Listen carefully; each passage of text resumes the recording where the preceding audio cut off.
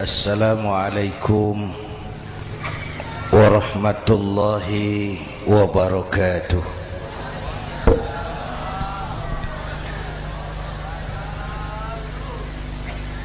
Alhamdulillahi wa kafa,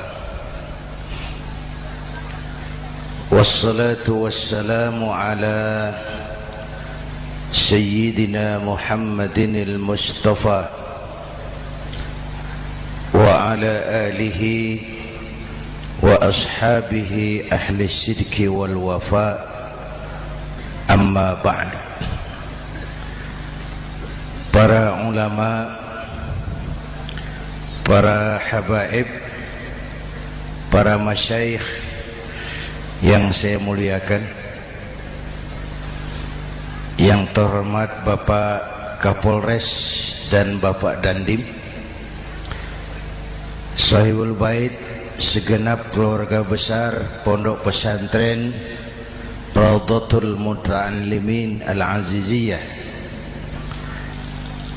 bapak-bapak, ibu-ibu, hadirin hadirat ma'asyiral muslimin yang saya cintai.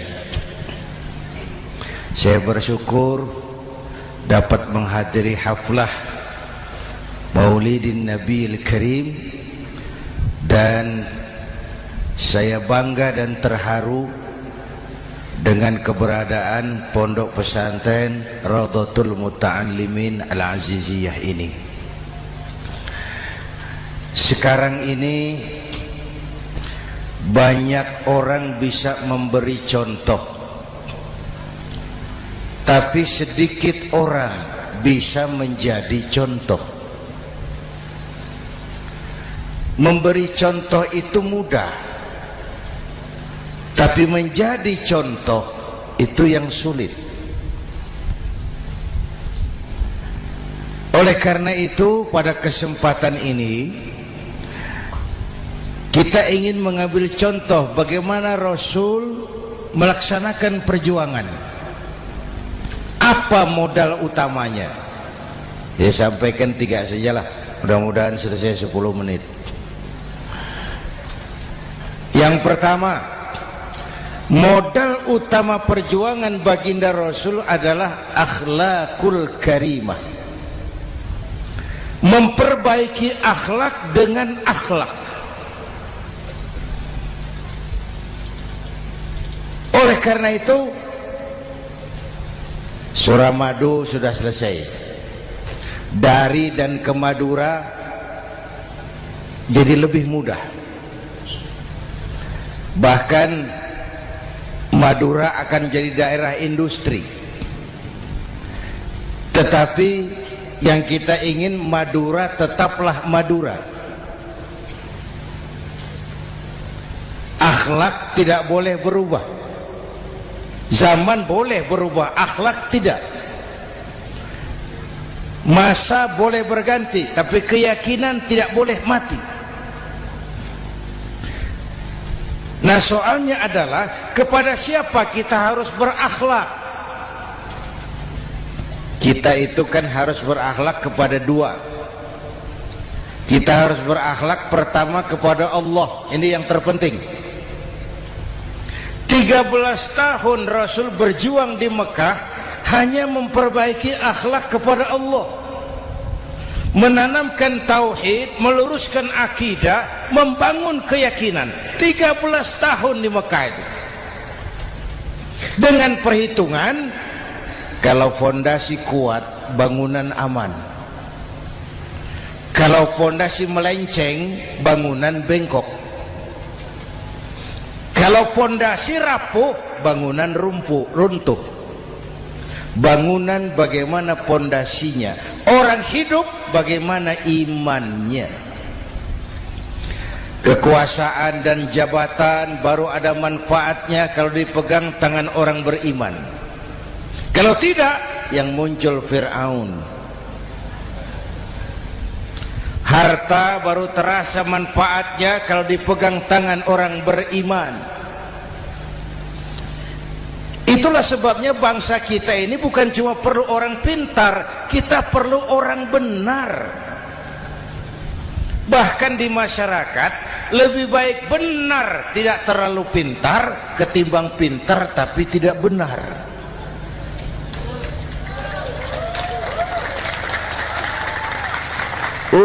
Kalau sudah pintar tidak benar, rusak rakyat itu Pak. Disuruh ngurus beras malah nimbun beras. Ya, disuruh ngurus laut jadi bajak laut. Disuruh ngurus hukum, bikin hukum seperti pisau, tajam ke bawah, tumpul ke atas. Kalau yang kecil salah, hukum cepat-cepat ditegakkan. Yang besar salah, diam pura-pura tidak mengerti. Itu yang melukai rasa keadilan.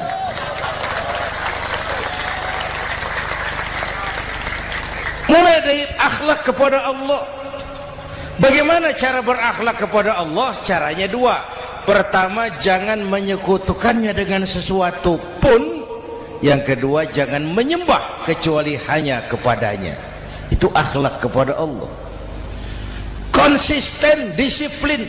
Saya bersaksi tiada Tuhan selain Allah, maka saya tidak akan menyembah kecuali hanya kepada Allah.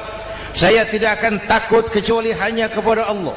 Saya tidak akan minta tolong kecuali hanya kepada Allah. Saya tidak akan melarikan persoalan kecuali hanya kepada Allah. Saya bersaksi Nabi Muhammad utusan Allah, Nabi terakhir. Tidak ada Nabi sesudah Nabi Muhammad. Harga mati, titik. Disiplin. Ada yang mengaku jadi Nabi, wajib tidak percaya. Disiplin. Sekarang ini kan bangsa kita disiplinnya lemah.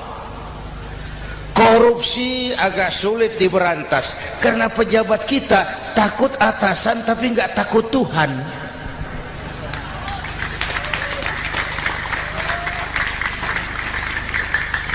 Itu sama dengan anak muda naik sepeda motor ngebut, lampu merah jalan terus, di stop sama polisi. Prit! Iya Pak. Minggir. Siap. SIM? Ada Pak. SNK? Ada Pak. Tahu kau lampunya merah? Tahu Pak.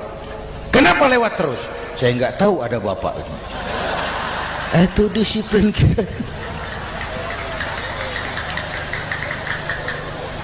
Tenang bener jawabnya, kayak orang nggak salah gitu.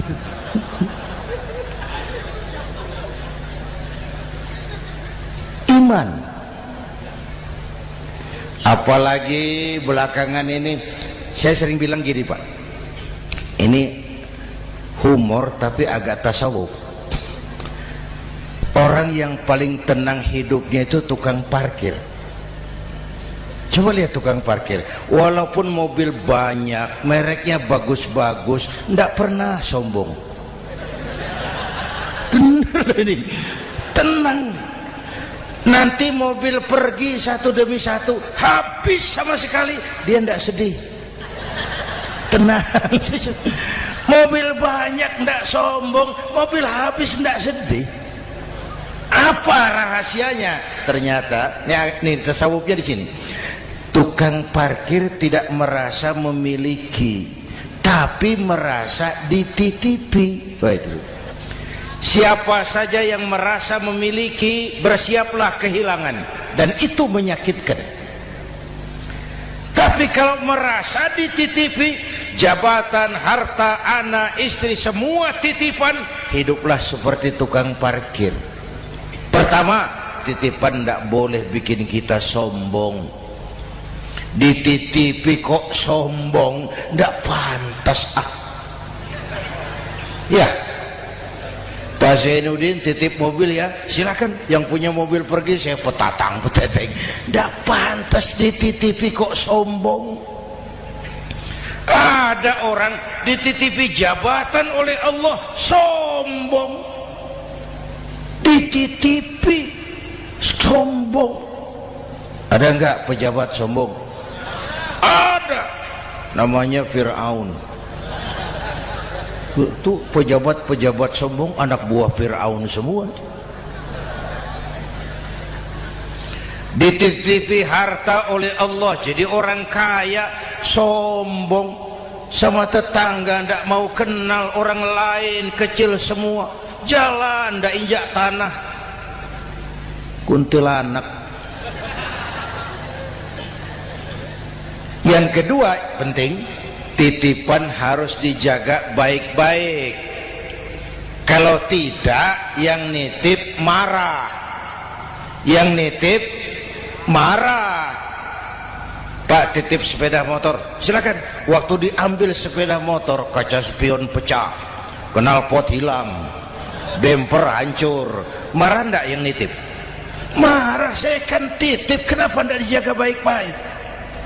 Dititipi harta oleh Allah jadi orang kaya supaya bangun pesantren, bela yatim, santuni yang lemah. Pelitnya 17 setan.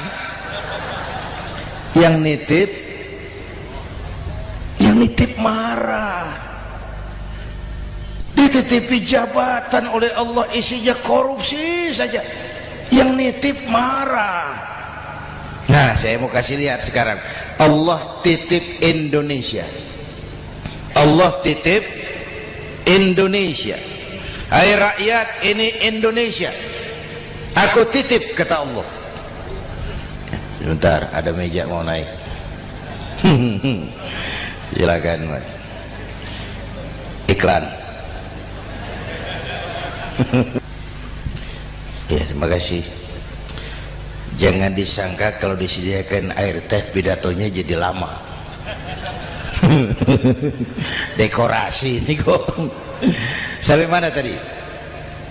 Hai rakyat, ini Indonesia, aku titip, kata Allah. Ini negara besar dan kaya. Titipan ini ditebus dengan keringat, air mata, darah, dan nyawa. Ini bedanya. Malaysia memang merdeka, tapi diberi Inggris. Singapura merdeka, diberi Inggris. Indonesia merdeka, keringat, air mata, darah, dan nyawa. Ini negara aku titip, kata Allah. Ini negara besar dan kaya. Buminya subur. Di atas perut buminya segala tanaman hidup. Di bawah perut buminya ada gas, minyak, batu bara. Lautnya kaya, hutannya kaya. Kekayaan negeri ini harus digunakan bagi sebesar-besar kemakmuran rakyat. Itu amanat konstitusi. Disalahgunakan, dikorupsi, yang nitip marah. Yang nitip marah. Kalau dia marah, dia suruh makhluknya yang lain negur. Siapa? Merapi, Bromo, anak Krakatau. Itu Merapi demo, Pak. Kalau kita rakyat demo, anak buahnya Pak Danres turun. Tapi kalau Merapi demo, siapa yang mau ngatasi? Mbah Marijan. Selesai. Sekarang Mbah Marijan sudah kumpul sama Mbah Surip di alam barzah, dia sudah ketemu dia. Kata Mbah Surip, tenang Mbah Marijan, tak gendong, aman sudah. Aman sudah. Saya mau bilang Merapi itu makhluk, Krakatau itu makhluk, Bromo itu makhluk. Tidak mungkin makhluk bergerak dengan sendirinya, pastilah ada yang menggerakkan.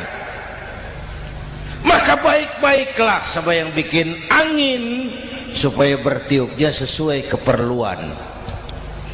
Baik-baik dengan yang bikin air supaya datangnya sesuai kebutuhan.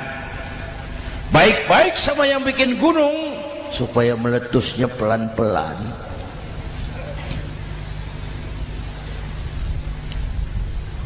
Bapak Ibu hadirin yang saya hormati, menjaga titipan. Jangan menyembah kecuali hanya kepadanya. Jangan menyekutukannya dengan sesuatu pun. Ayo, saya ngobrol kita. Bapak Ibu hadirin yang hadir di sini ini, kita ini semua hamba Allah apa bukan? Hamba Allah. Kata siapa? Kata kita. Kalau kata kita namanya ngaku. Ngaku itu boleh dan murah. Apa diakui? Kita belum tahu. Ya, kan baru kata kita itu. Dan tidak otomatis kalau kita bilang saya ini hambamu ya Allah, lalu Allah jawab iya ya. Tidak, wong itu kan kata kita. Saya hamba Allah, kata saya. Berapa banyak orang perbuatannya, ucapannya berkata saya hamba Allah, perbuatannya menyatakan dia hamba setan, hamba nafsu, hamba dunia, budak jabatan. Tidak sesuai ucapan dengan perbuatan. Jadi hamba Allah itu enggak mudah, digojlok, diuji. Coba lihat, yang jelas diakui sebagai hamba itu baru satu yang kita peringati ini, baginda Nabi. Allah mengakui kapan? Waktu menceritakan Isra dan Mi'raj. Apa yang dipakai kalimat? Subhanallazi asra bi'abdih. Maha suci Allah yang telah menjalankan hambanya. Hambanya. Muhammad itu hambaku, aku jalankan dia. Allah mengakui. Kapan kalimat ini turun? Setelah Nabi digojlok, ditempa, digembleng, diuji, difitnah, dicaci maki, dilontari kotoran unta, sahabat-sahabatnya dibantai. Lolos, Muhammad betul-betul hambaku. Ayo Isra Muhammad. Subhanallazi asra